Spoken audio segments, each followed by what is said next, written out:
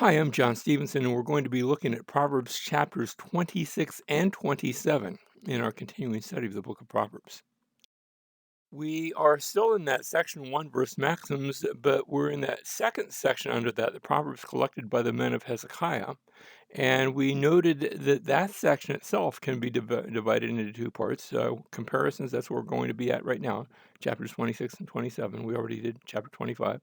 And then next time we'll look at chapters 28 and 29 contrasts. The comparisons that we saw last time, um, one of the big themes there was the king and the court, sort of the wise. And now we're going to turn to the fool.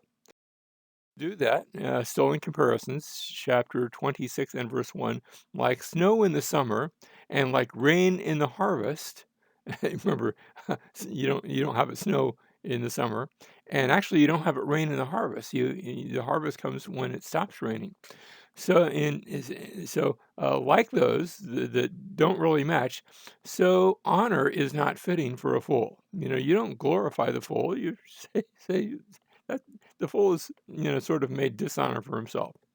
Verse 3, verse 2, like a sparrow in its flitting, that is a sparrow, how they sort of flit about, they sort of fly very quickly, and like a swallow in its flying, so a curse without a cause does not alight. Somebody might give a curse, but if there's not a reason for it, it really doesn't do anything.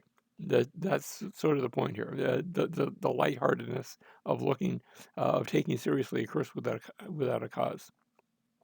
Verse 3, a whip is for the horse, a bridle is for the donkey, and a rod for the back of the fools. Now, notice how we came full circle to the fool, which may be the curse without a cause. That's the words of a fool as well.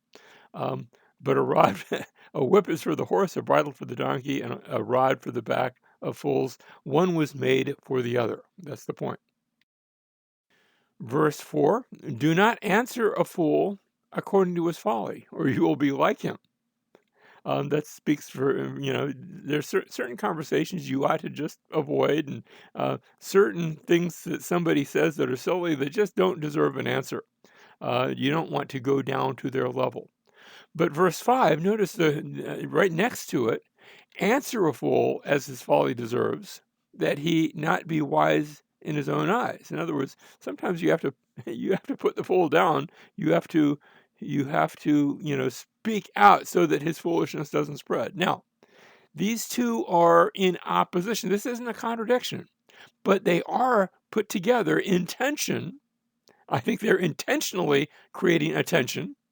Well, which do you do? Do you answer a fool or do you not answer a fool? And the answer depends on the circumstances, and it's wisdom that tells you which circumstance to apply. So notice you have a tension. It's deliberate. This isn't a mistake. It's deliberate to make you think about it. That's the way wisdom works. So don't be the fool. Be wise in looking at when to apply each of these.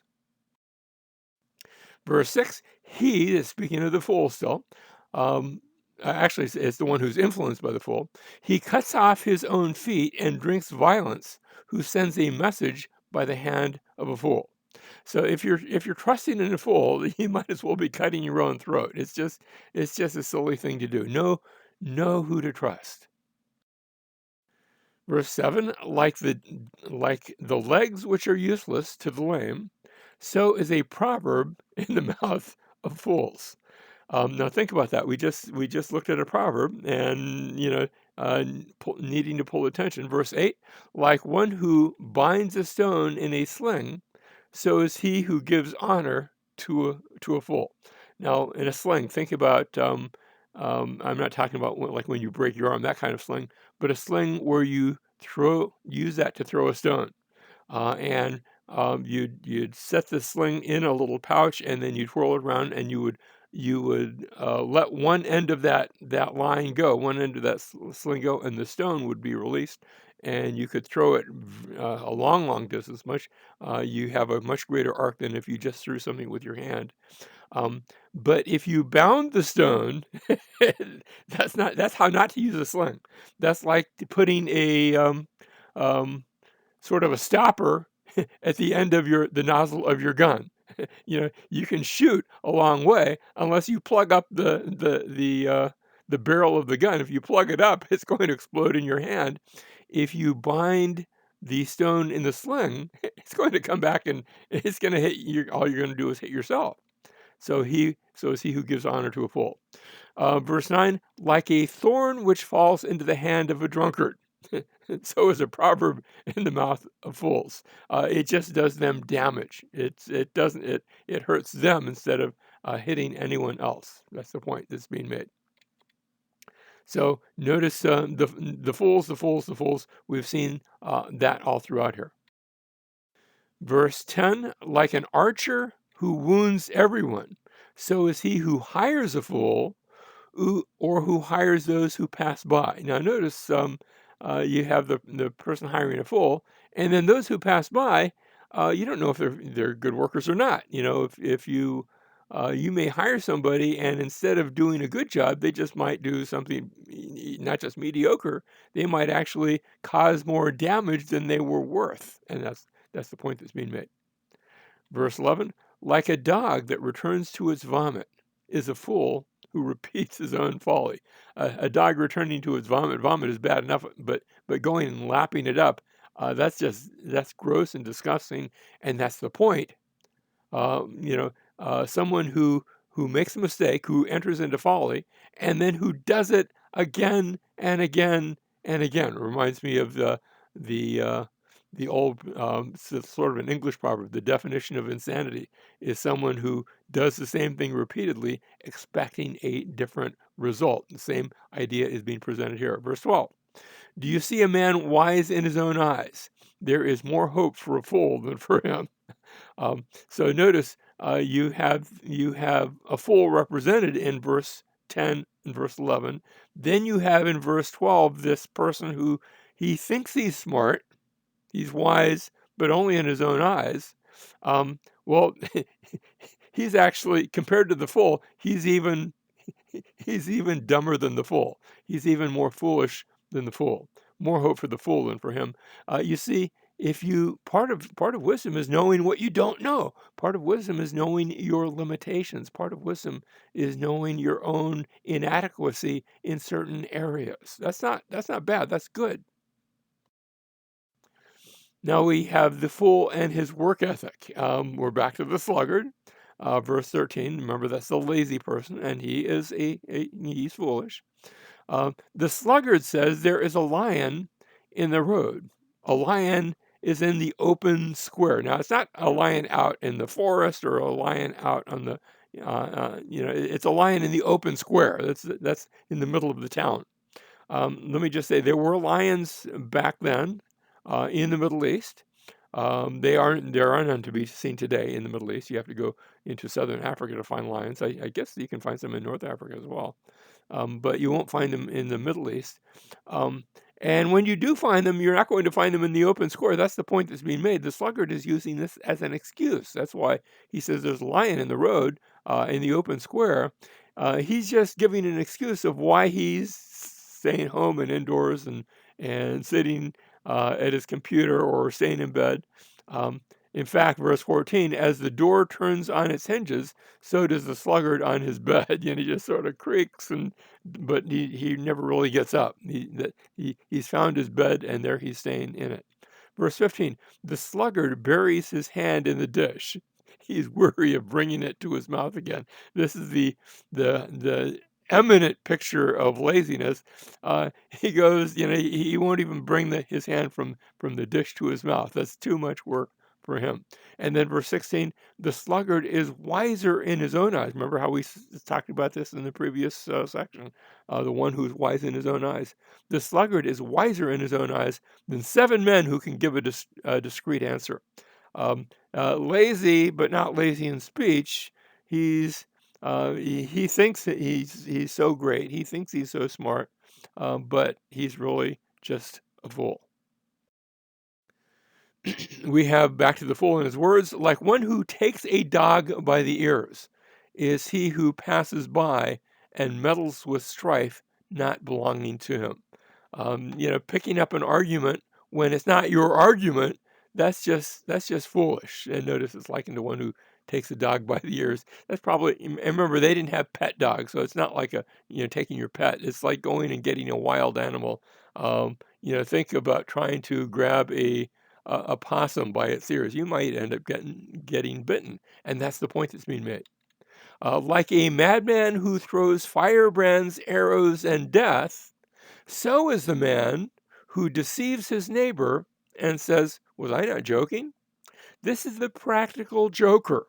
And notice the Proverbs do not say anything kind about the person who's a practical joker, who deceives his neighbor and says, "Oh, I was just joking." No, no, don't do that.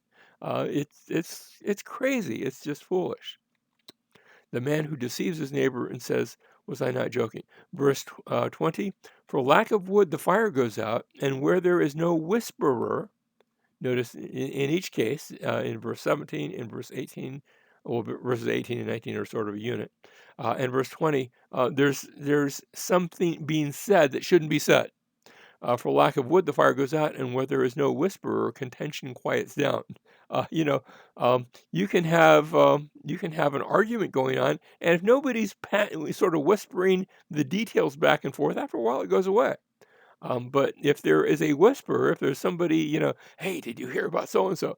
Then that tends to fan the flames, and that's the point being made.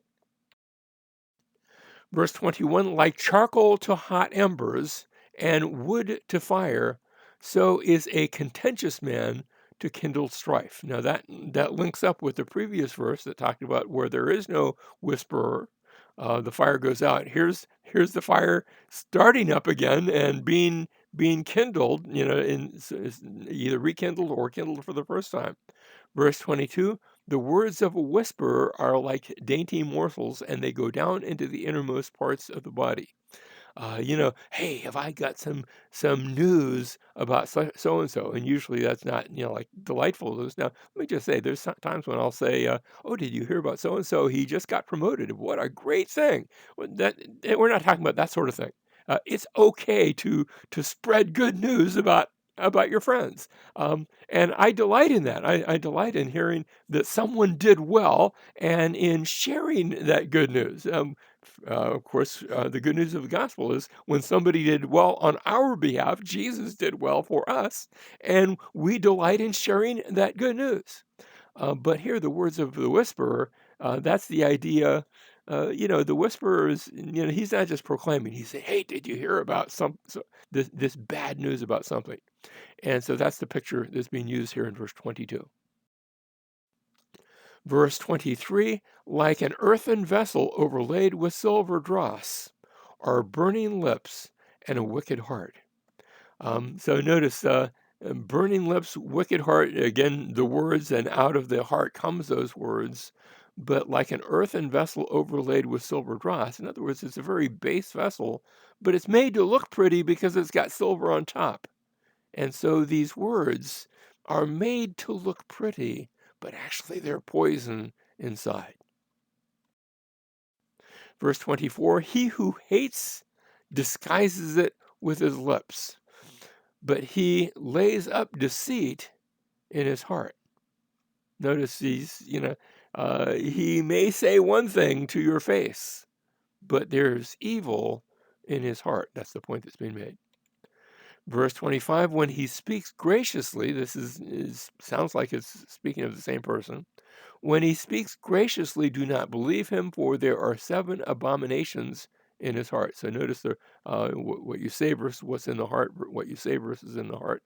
That's in parallel in these 2 verses. And then we get to verse 26.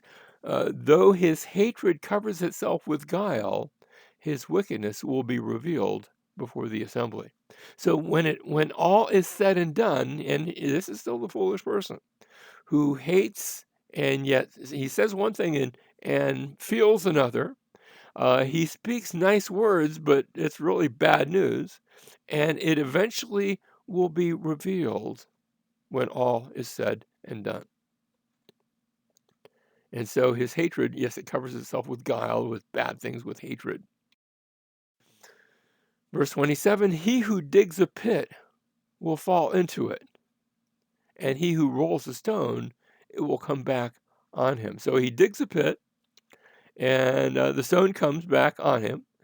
Verse 28, a lying tongue hates those it crushes, and a flattering mouth works ruin. So notice he digs a pit, the stone comes back on him. In other words, he falls into his own trap. And then the lying tongue, he's lying because he's trying to do something bad. It crushes the flattering mouth, and a flattering mouth works ruin. So this is all, even the digging of the pit, it's really describing the words of the fool, the liar, the one who is seeking to bring about bad things with things that he says. Now we've been on the fool and his words, and we've changed chapters, but I've kept them together because the theme continues into chapter 27. Chapter 27, verse 1. Instead of his words, now we're going to say your words, but the theme is continuing here. So it's telling you, the listener, the proverb is speaking to you. Do not boast about tomorrow, for you do not know what a day may bring forth. So don't let your words be boasting. Don't brag about what's happening tomorrow because it might not happen. You never know what tomorrow will bring. Verse 2, let another praise you and not your own mouth. We've seen this earlier in this section of the Proverbs. Don't puff yourself up. Don't call yourself great because you might find out you're not so great. Let another praise you and not your own mouth, a stranger and not your own lips. So watch what you say about yourself. Don't make it too great. Don't raise expectations. They might not be met. Verse 3, now we're going on to comparisons. And remember, this entire section has been one of comparisons, and it's continuing all the way to the end of this chapter. A stone is heavy, and the sand weighty, but the provocation of a fool is heavier than both of them. So you've got, you have the natural world, the heaviness of a stone, the weightiness of sand, which, if you just pick up a handful of sand, it's not. But sand can be heavy if it's in bulk. But the provocation of a fool is heavier than both of them. Verse 4, wrath is fierce, and anger is a flood, but who can stand long before jealousy? Anger and wrath, those can be bad things, but something that works to undermine and maybe even stronger is this undercurrent of jealousy that is maybe unspoken but still there and still doing its great damage. Verse 5, and now we're going to be looking at friends. Better is open rebuke than love that is concealed. Verse 6, faithful are the words of a friend. And I think when we see that friend in verse 6, this is letting us know in verse 5, that was a friend too. Open rebuke, that's a friend thing than love that's concealed. If you have a friend who's sort of a friend behind your back, but not to your face, you say, well, what kind of friend is that? But sometimes a friend can be a friend by telling you something that's, hey, don't look now, but your fly's unzipped. Don't look now, but this bad thing is happening in your life, and you want to get that fixed. Now, that's not talking behind your back. That's talking to your face, not to put you down, but to help you. That's the point that's being made. And so, verse 6, in line with that, faithful are the wounds of a friend. In other words, somebody that says something, and maybe it's a hard thing to hear, but you needed to hear it. I'm reminded of an instance where one of the elders in our church wrote a letter, and it was sort of an open letter both to the elders, but also to our senior pastor. And it was about some things that he felt our senior pastor needed to correct. Now, they weren't morally wrong things; they weren't even terrible, but they were things that could be improved upon. And let me just say, to his credit, my senior pastor, he sort of took it to heart, and his response to that, I thought, was incredibly wonderful, and it showed a real maturity. Um, and those things got fixed. I don't even remember what most of them are anymore. That was many years ago. But that elder that did that was one of his greatest friends and supporters. It wasn't it wasn't to hurt him. It was actually to make him better, and it worked. It worked wonderfully. He's a marvelous pastor and has been for many, many years now. Verse 6, faithful are the wounds of a friend, but deceitful are the kisses of an enemy. When I hear kisses of an enemy, I think of Judas Iscariot, who goes and betrays Jesus with a kiss. That's so at odds. Kisses are supposed to be, from that somebody who really loves you, not your enemy. And that's the point that's being made here.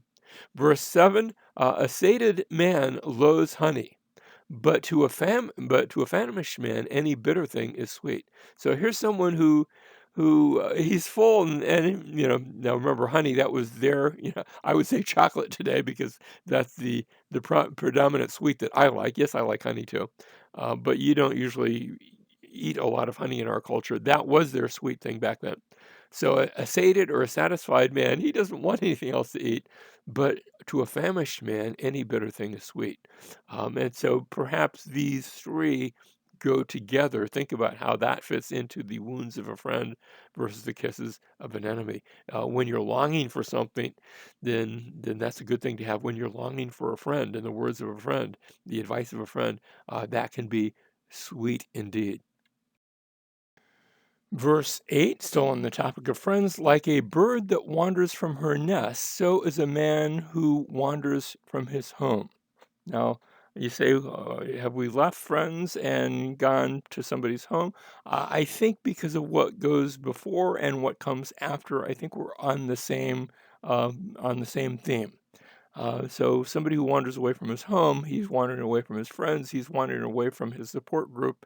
That can that can lead you astray. Think of the prodigal son who leaves his father, leaves his friends, leaves his home, and goes wandering to a far country. And so we should not be wandering in that sort of way either. Verse 9, oil and perfume make the heart glad, so a man's counsel is sweet to his friend. Um, Notice how these two are linked together. Verse 8 and verse 9, you're leaving the counsel, you're leaving your home, you're leaving that which is sweet to you. Verse 10 is a rather lengthy one. We could almost separate this and notice how it's not 2 lines, but really 3. Do not forsake your own friend or your father's friend. Sometimes you have not just your friends, you have sort of a family support group, a, uh, a, a family of friends that are intergenerational. And do not go to your brother's house in the day of your calamity. Now that sounds a little bit odd. You think, well, because frankly, I look at my brothers, I have two brothers, and I look at both of them as two of my very best friends. They are very different. One's older, one's younger, and I'm sort of the one in the middle. But I can call either one of them at any time. Um, and yet a friend can sometimes be closer than a brother. And that's the point that's being made in the final line. Better is a neighbor who is near than a brother far away. In other words, that neighbor might be near. Now that might be, in fact, I think the main idea is proximity, that he's close, and yet I might have a brother that lives very far. Frankly, I do. One of my brothers lives in a different state. Another of my brothers lives in a different country. Of course, we live in the internet age where I can just pick up a phone or a computer and talk to them almost immediately. So uh, I'm thankful for that. But I remember when my older brother first moved to Europe, and he lives in Germany these days. When he first moved to Germany, a letter would take weeks to get over there and then weeks to get back. And so we really were far removed. But here, notice the neighbor who's near. That's the friend is the idea. He has the opportunity to be that close friend that can come to your aid. Um, Change of themes now. Notice payments and repayments, starting in verse 11. Be wise, my son, and make my heart glad that I may reply to him who reproaches me. So here it's a payment in words, a repayment in words. Um, that something's said and then needs to be answered, and it might be a thing, or it might be words, or it might be more than that. Verse 12, a prudent man sees evil and hides himself. The naive pursued and pay the penalty. So notice that even though very different proverbs, there's a common thread of payment, repayment, and reply that are made together. Uh, and, sometimes when you see bad things coming, duck. See if you can get out of that. Instead of, I used to tell my firefighters, if you can't be quick, if you can't be smart, you better be tough, because it could come back and bite you. Whatever you do could come back and hurt you. Verse 13, take his garment when he becomes a surety for a stranger, and for an adulterous woman, hold him in pledge. Now, so notice these idea of surety and pledge, still on the payment and repayment theme. Somebody who is surety, that is, they co-sign for a stranger. They link themselves financially to a stranger, so that if that stranger fails, they're going to have to repay it. That's what being a surety for.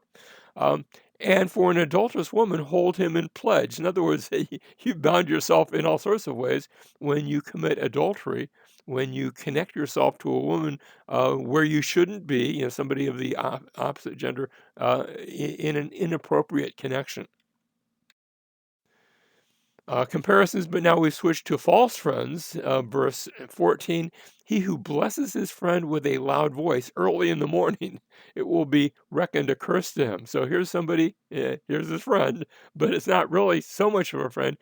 He gets up early in the morning and notice, wakes him up. Not that he wants to be woken up, notice, with a loud voice. It will be reckoned a curse to him. Just think about that. It's almost in humor, but not quite. It's actually saying the truth there. So these are things that are said. Verse 15, a constant dripping on a day of steady rain, and a contentious woman are alike. So notice bound and a friend, or not so great of a friend. Verse 16, continuing the thought with verse 15, the contentious woman, he who would restrain her restrains the wind and grasps oil in his right hand. Have you ever tried to pick up something that was oily? It's sort of slippery. Try to restrain the wind with your hand. It just isn't going to work. Trying to restrain the constant words of a contentious woman, that just doesn't work very well either.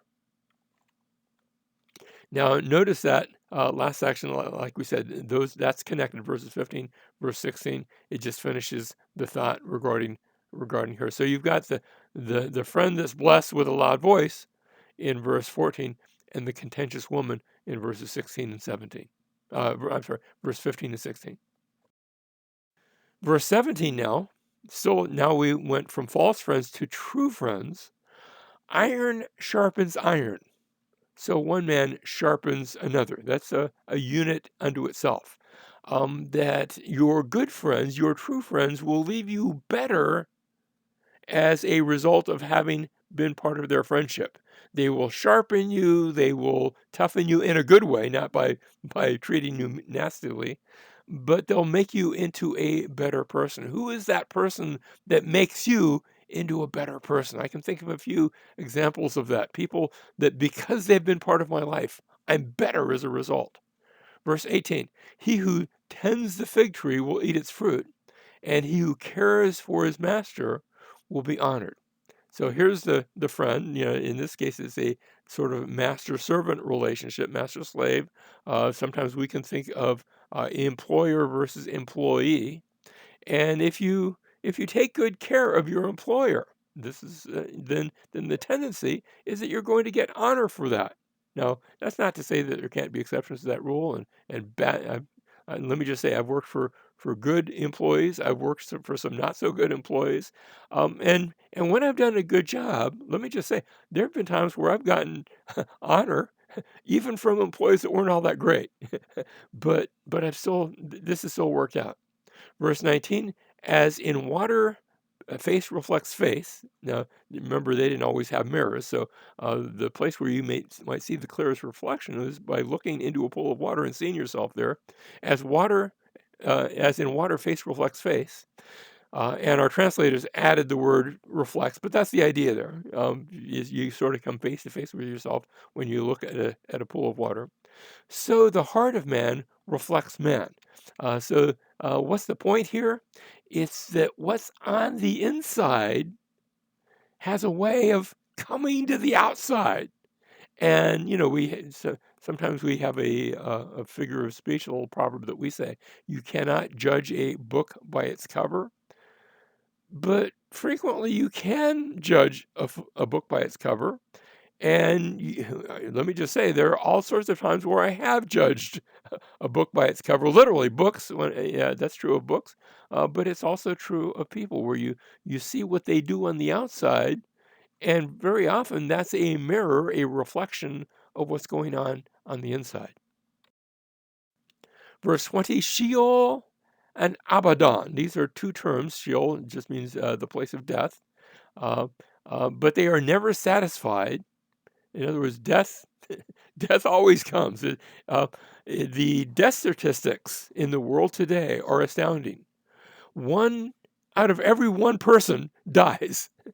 Everyone eventually dies. And Sheol and Abaddon are never satisfied, nor are the eyes of man ever satisfied. Notice the comparison there. That people always want more. Verse 21, the crucible is for silver, and the furnace for gold, and each is tested by the praise accorded him. And so notice there's a testing here that takes place, a testing by the praise. What happens when you when you are praised? Uh, does it is that praise justified? Is it not? What does that do? Sometimes you can hear some people where they believe their own press reports. They believe what is said about them, maybe in a good way, but maybe in a bad way as well. That can sort of take you in two directions. Verse 22, though you pound a fool in a mortar with a pestle along with crushed grain, yet his foolishness will not depart from him. You can beat a fool, he can suffer the consequences and still continue being just as silly. So his foolishness doesn't depart from him. Um, Smart can be learned. Foolishness too often is eternal. Now we close, the last few verses are going to be a shepherd theme. Verse 23, know well the condition of your flocks and pay attention to your herds. This is what shepherds do. For riches are not forever, nor does a crown endure to all generations. So even though it's a shepherd theme, that doesn't mean that this lesson is only for shepherds. Riches are not forever, nor does a crown endure to all generations.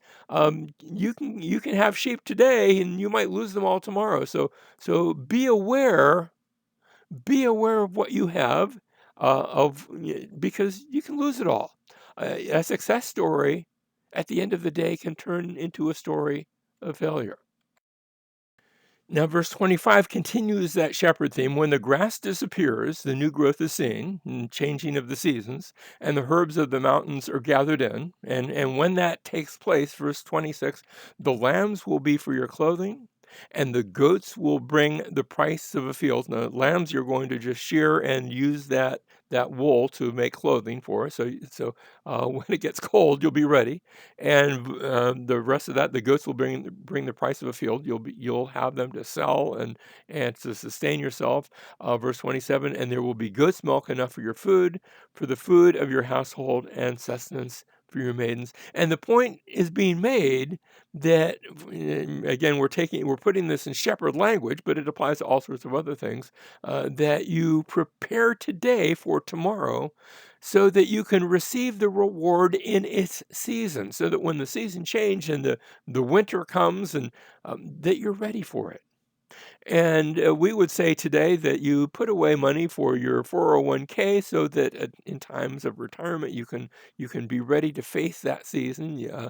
But also there's a spiritual ramification here. so that we prepare today, we live our lives today, knowing that there is a day when we must stand before the Lord of the earth. We must stand before the one who judges. He didn't come to judge, but he will come again as the judge of the living and the dead. And so trust in the Lord today with all your heart. Uh, get to know the judge today. That's Jesus. Trust in him as your Lord and Savior, because you will stand before him in the future. And there's two kinds of people. There's those that, somebody said those that know the law and those that knows there are those that know the judge. Well, in a sense, you want to be the one who knows the judge and who was lived accordingly, so that you can receive your reward in its season.